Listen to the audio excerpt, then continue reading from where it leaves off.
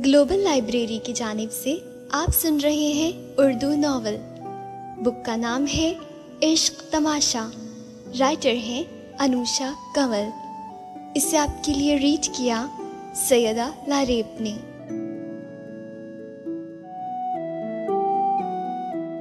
इश्क तमाशा part number 1। अब लगता है कि बस तमाशा था, वो इश्क जो बेतहाशा था।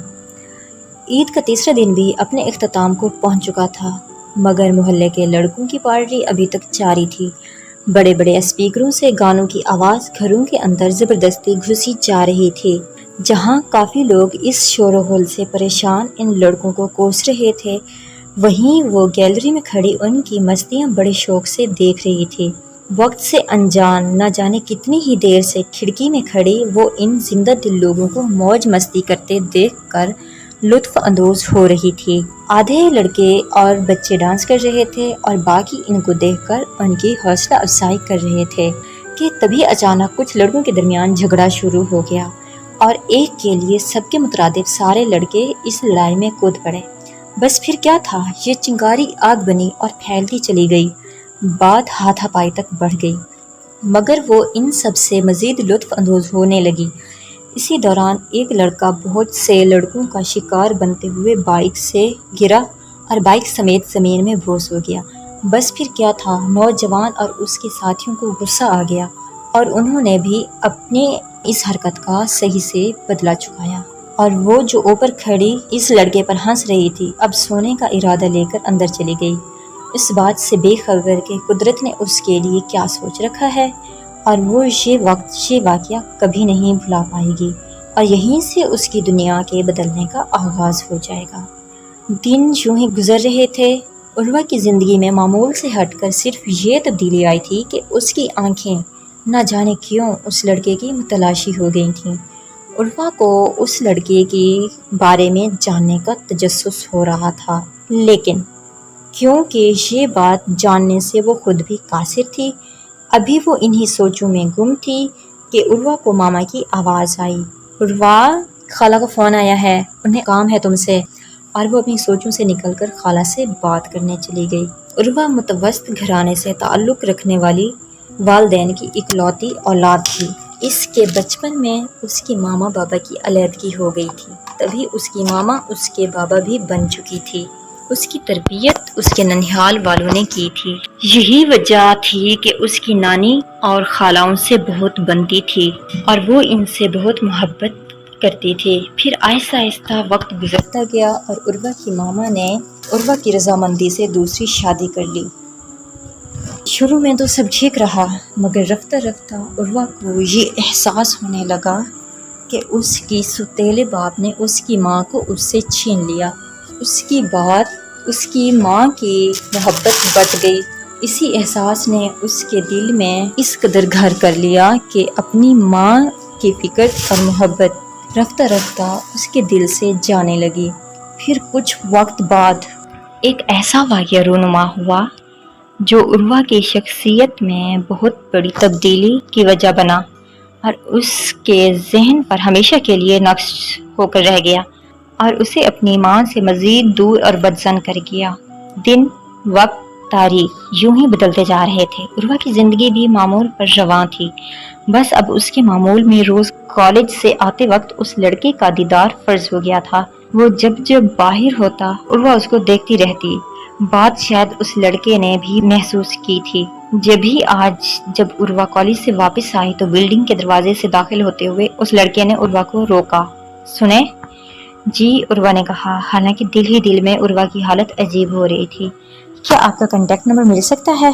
यह सुनकर उर्वा की ऊपर की सांस ऊपर और नीचे की नीचे अटक गई और इससे कोई जवाब ना बन सका तो वो किस खुशी में कहकर ऊपर भाग गई और दुकान उसकी इस हरकत पर मुस्कुराता हुआ अपनी दुकान खोलने चला गया। अब तो ये अक्सर होने लगा था कि उर्वा अपनी वापसी पर किसी न किसी बहाने से उसकी दुकान के पास रुक जाती और वो कोई ना कोई बात कहता, जिसे सुनकर उर्वा दिल ही दिल में मुस्कुराती हुई घर चली जाती। एक रात जब उर्वा गैलरी में खड़ी दुकान को देख रही थी और दुकान ये बात जानता था, तभी उसके दिमाग में कुछ आया और अपने दोस्त के घर आवाज़ लगाकर उसे ज़ोर से अपना मोबाइल नंबर बताने लगा।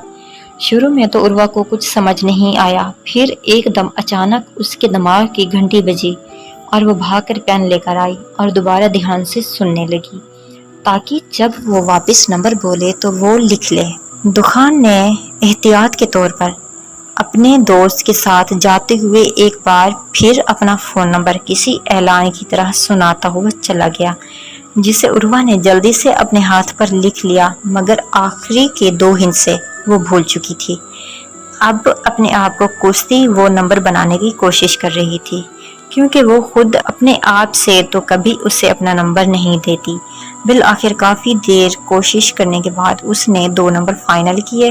اسے پوری امید تھی کہ ان میں سے ایک دخان کا ضرور ہوگا، بس اب مسئلہ یہ تھا کہ وہ دخان سے بات شروع کیسے کرے۔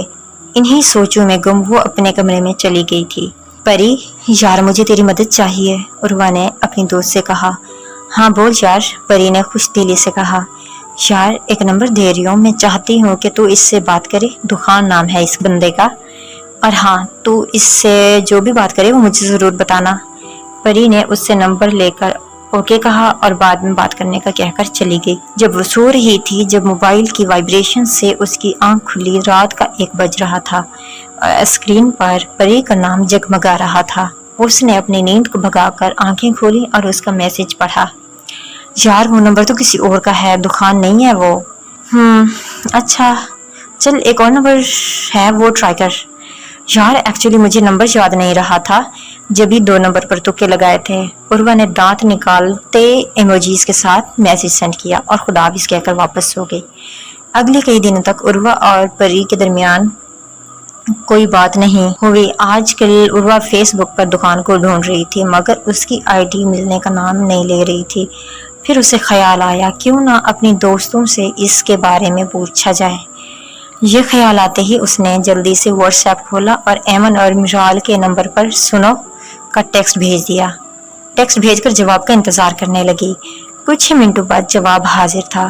الیکس لیک اور ادھر ادھر کی باتوں کے بعد اس نے پوچھا، یار وہ عید کی پہاڑی دیکھی تھی تم لوگوں نے؟ مزے کی تھی نا؟ ہاں یار بڑا مزہ آیا تھا۔ دوسری طرف سے میرال کا جواب آیا، ہاں مگر اس لڑائی نے سارا مزہ خراب کر دیا تھا۔ ہاں یار ہے نا؟ ہاں یار صحیح کہہ رہی ہو، میرال نے جواب دیا۔ اچھا تجھے وہ لڑکا یاد ہے جو بائک سمیت گرا تھا؟ بہت زور سے لگی ہوگی بیچارے کو تو، عروہ نے کہا۔ ہاں یار وہ دخان نہ، ویسے ہنسی بہت آئی تھی اسے دیکھ کر، میرال کا رپلائی آیا۔ ویسے یہ ہے کون؟ تم جانتی ہو اسے؟ میں نے تو پہلے کبھی نہیں دیکھا اسے یہاں اپنے علاقے میں، عروہ نے تجسس اور بےتابی سے پوچھا۔ نہ جانے کیوں اسے اس لڑکے میں اتنا انٹرسٹ ہونے لگا تھا۔ میسج کی ٹیون نے اس کی سوچ کا تسلسل توڑا۔ یار اس کا نام دخان ہے، وہ اپنے گھر کے نیچے جو سونار کی دکان ہے نا انہی کا بیٹا ہے۔ بلکہ یار وہ آلیان کو تو تم جانتی ہو نا؟ میرال نے کہا۔ ہاں عروہ نے جلدی سے جواب دیا۔ ہاں بس انہی کا چھوٹا بھائی ہے۔ عروہ کے چہرے پر ایک دل فریب مسکراہٹ آ چکی تھی۔ اور بتا اس کے بارے میں، کہاں رہتا ہے، کتنے بہن بھائی ہیں؟ عروہ نے پوچھا۔ 5 بھائی اور 1 بہن ہے، اور اپنی لائن کی لاسٹ بلڈنگ میں ان کا گھر ہے۔ کھاتے پیتے لوگ ہیں کافی، میرال نے انسپائر ہو کر کہا۔ اچھا عروہ نے جواب دیا، اور میرال خدا حافظ کہہ کر آف لائن ہو گئی، اور پھر وہ اسے دخان کے بارے میں سوچنے لگی۔ عروہ کے دن یوں ہی دخان کے بارے میں سوچتے ہوئے اس کو دیکھنے کے انتظار میں گزرنے لگے تھے۔ ایمن اور میرال سے بھی اس کی باتیں بڑھ گئی تھیں، اور ان باتوں میں زیادہ تر کہانیاں دخان کے بارے میں ہوتی تھیں۔ اس کے دل میں دخان کے لیے فیلنگز پیدا ہو رہی تھیں، یا شاید اسی دن ہو گئی تھیں جب اس نے دخان کو پہلی بار دیکھا تھا۔ ابھی وہ خود بھی اپنی فیلنگز کو جسٹیفائی نہیں کر پا رہی تھی۔ ابھی بھی میرال سے دخان کی بات ہی کر رہی تھی جب میرال نے اسے بتایا کہ دخان آلیان دونوں انگیجڈ ہیں۔ یہ سن کر اس سے بھی شاک لگا۔ اس نے چند باتیں دخان کے منگیتر کے بارے میں پوچھی اور پھر بائے کہہ کر آف لائن ہو گئی۔ اس کا دل اس بات سے دکھا تھا، مگر وہ پھر بھی دخان سے بات کرنا چاہتی تھی، اور یہ شاید اس کی زندگی کا سب سے غلط فیصلہ تھا۔ یار پریشے، میں نے تمہیں ایک کام کہا تھا، کہاں تک پہنچا؟ وہ عروہ نے پری کو ٹیکسٹ کیا۔ ہاں یار ابھی پتہ کر کے بتاتی ہوں، صبر کر۔ پریشے کا جوابی ٹیکسٹ موصول ہوا۔ उर्वा मोबाइल रखकर टीवी देखने में मसरूफ हो गई। जभी थोड़ी देर में परी का मैसेज आया, हाँ भाई ये दुकान है, बता क्या करना है अब। ये सुनकर परी के होंठों पर एक दिलफरेब मुस्कुराहट ठहर गई और परी के सहारे वो अपनी शनाख्त बदलकर बात करने लगी। एक हफ्ते से उर्वा और परी दुकान से बात कर रहे थे, लेकिन परी की मसरूफियत की वजह से उर्वा रात को कुछ मिनट ही दुकान से बात कर पा रही थी, जबकि वो उससे ज्यादा बात करना चाहती थी। लेकिन वो ये नहीं जानती थी जो न जाने कितने महीनों से उसकी निगाहों का मरकज बन गया था, जिसे देखे बिना उसे चैन नहीं आता था। वो इस शहर को ख़त्म करना चाहती थी, लेकिन वो ये नहीं जानती थी कि वो जितना इस असर को कम करने की कोशिश करेगी उतना ही इसमें मुब्तला होती चली जाएगी। जादू आता है या किसी और इल्म में माहिर हो, हमारे दिल पर कब्जा कोई आम बात तो नहीं। आज उर्वा ने फैसला कर लिया था कि वो दुकान से अपने पुराने नंबर से बात करेगी। आखिर वो कब तक परी का सहारा ले सकती है, ये सोचकर उसने दुकान को सलाम का टेक्स्ट किया। दुकान ने वालेकुम सलाम कहा, साथ में उसका दूसरा मैसेज आया, कौन? मैं अली से। उर्वा ने जानबूझकर ये नाम इस्तेमाल किया था क्योंकि ये नाम दुकान के मंगेतर का था। इस तरह उर्वा और दुकान की बात शुरू हुई। अब अक्सर इन दोनों के दरमियान बात होने लगी थी और जब उनकी बात नहीं होती तो उर्वा को बेचैनियां लग जाती। किसी चीज में उसका दिल नहीं लगता था। वो इस बात से बेखबर थी कि ये मोहब्बत का आगाज है, एक ऐसी मोहब्बत का जो वक्त के साथ सिर्फ बढ़ सकती है। सर्दियों का मौसम था। कहते हैं कि इस मौसम में लोग बिछड़ते हैं, शायद सही कहते हैं। अलीज़े और दुकान भी बिछड़ रहे थे। दुकान अब अलीज़ा को इग्नोर करने लगा था और ये बात अलीज़ा यानी उर्वा कबूल नहीं कर पा रही थी। वो ये तो जान चुकी थी कि दुकान के लिए उसके दिल में सॉफ्ट कॉर्नर है, मगर उससे वो अभी तक कोई नाम नहीं दे पा रही थी। वो दुकान से बात ख़त्म नहीं करना चाहती थी। तभी उसे ख्याल आया कि क्यों ना अपनी असली पहचान के साथ दुकान से बात की जाए। आखिरकार अलीज़ा ना सही उर्वा से तो दुकान बात करना चाहता है ना। लेकिन मसला ये था कि वो अपनी मम्मा से इजाज़त लेकर दुकान से बात करना चाहती थी और अब उसे अपनी मम्मा को मनाना था ताकि वो दुकान से बात कर सके। मामा सुने, उर्वा ने डरते डरते अपनी मम्मा को पुकारा। हाँ कहो, उन्होंने कहा। मामा वो दुकान है ना, सलीम अंकल का बेटा, मैं उससे बात करना चाहती हूँ, आप प्लीज़ इजाज़त दे दें। उर्वा ने डरते डरते आखिर अपने दिल की बात अपनी मामा को कह डाली। क्यों करना चाहती हो तुम? इससे तुम जानती हो ना कि वो अपने इलाके का है, किसी को पता लग गया तो तुम्हारी भी बदनामी होगी और मेरी इज्जत भी खाक में मिल जाएगी। और आखिर तुम इससे क्या बात करना चाहती हो? इनके तेवर थोड़े बिगड़े थे। मामा किसी से बात करने में आखिर क्या बुराई है, वो मुझे खा तो नहीं ना जाएंगे। उर्वा ने मामा को राजी करने की कोशिश जारी रखते हुए कहा, हाँ वो तो कोई किसी को नहीं खाता, मगर ज़रूरत ही क्या है लड़कों से दोस्तियां करने की। आज तुम बात करने की इजाज़त मांग रही हो, कल को तुम मिलना शुरू कर दोगी, कोई ज़रूरत नहीं किसी से बात करने की। मामा ने भी फौरन जवाब दिया, मामा प्लीज़ मान जाए ना, मैं सिर्फ उससे बात किया करूँगी, मिलूंगी नहीं, प्लीज़ मामा प्लीज़। उर्वा बज़िद थी और बिल आखिर थोड़ी देर की मिन्नत समाजत से उसने अपनी मम्मा को दुकान से बात करने पर राज़ी कर लिया था। वो बहुत खुश थी कि अब वो दुकान से अपनी असल शनाख्त में बात कर सकती है, मगर वो इस बात से अनजान थी कि उसने जो वादे किए हैं वो उन्हें निभा नहीं पाएगी। वो सिर्फ इन वादों को ही नहीं बल्कि उनके भरोसे और यकीन को भी हमेशा हमेशा के लिए तोड़ देगी, क्योंकि जिस रास्ते पर वो चल निकली थी वो हरे पत्तों की ओट में छुपा एक ऐसा दलदल था जिसमें जाने के बाद ना सिर्फ इंसान गंदा हो जाता है बल्कि उसमें बुरी तरह फंस जाता है, जिससे निकला तो नहीं जा सकता, अलबत्ता निकलने की कोशिश में और ज़्यादा अंदर तक धंस ज़रूर जाता है। उर्वा भी अनजाने में एक ऐसे ही रास्ते के मुसाफिर बन चुकी थी। अम्मी, उर्वा अपनी नानों को अम्मी कहकर बुलाती है कि घर से वापस उसने दुकान को बिल्डिंग के गेट पर अपने दोस्त के साथ खड़ा देखा। दिल ही दिल में उसे बहुत खुशी हुई। दुकान भी उसे देख चुका था। जब भी तेज़ आवाज़ में अपनी दोस्त शुएब को मुखातिब करके बोला, यार लोगों के तो नखरे ही ख़त्म नहीं होते आजकल, अब देख कब से नंबर मांग रहा हूँ। ये सुनकर उर्वा धड़कते दिल के साथ मुस्कुराती हुई घर चली गई। उसका दिल बहुत ज़ोर से धड़क रहा था। उसने सबसे पहले अपना मोबाइल उठाया, اور میسج ٹائپ کرنے لگی۔